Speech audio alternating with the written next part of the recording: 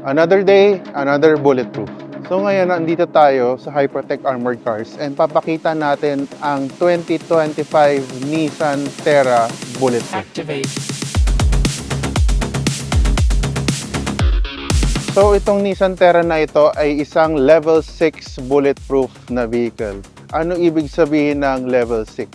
Ang level 6 ay protection against Armalite. So meaning mga handgun, AK-47, M14, M16. So isa sa mga features na nilagay namin dito sa Nissan Terra na ito ay operable windows. So ito, kasama na ang passenger and driver. So isa sa mga dinatagdag natin dito ay overlap with bullet catcher. So lahat ng pintuan meron ganito. So bakit may ganito? Kasi tingnan nyo to, itong side na to, hindi siya pwedeng i-armor. So pag tinira ka dito, ito yung magpro-protect laban sa mga bala.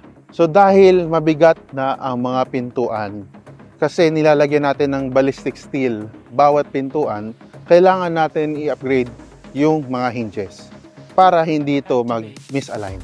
Ang pride talaga natin dito sa ating gawa is magmumukha siyang OEM. So kung makikita niyo yung interior niya, parang hindi siya naka-bulletproof.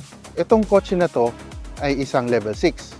So protected ka sa harap, likod, sides, tapos sa taas at saka sa baba. Meron kasi itong bomb blast protection, gas tank protection, and meron din tong tailpipe protection. So papakita natin dito ang design namin sa barn door.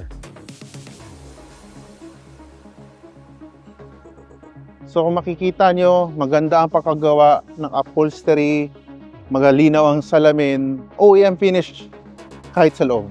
Ito rin guys ang importante kapag nag-armor kayo ng sasakyan. Kailangan natin i-upgrade yung brakes pati suspension. So itong Nissan Terra, bakit ito special? Kasi in-upgrade natin to ng big brake kit na tingnan nyo, kasama pang logo. Pagkatapos nito, ang isa rin sa pinaka-importante na gagawin natin sa isang bulletproof car ay protected yung engine. So meron tayong sidewall, front protection, and meron din tayong battery and ECU. So yan, makikita nyo, protected ang battery natin at ECU. Ang gamit natin dito ay ballistic steel. So maganda pagkagawa, oh. Tignan mo. Ang ganda yung finish ng protection natin. Isa ring standard na nilalagay natin sa apat na gulong ay ang tinatawag na run flats. So bakit may ganito?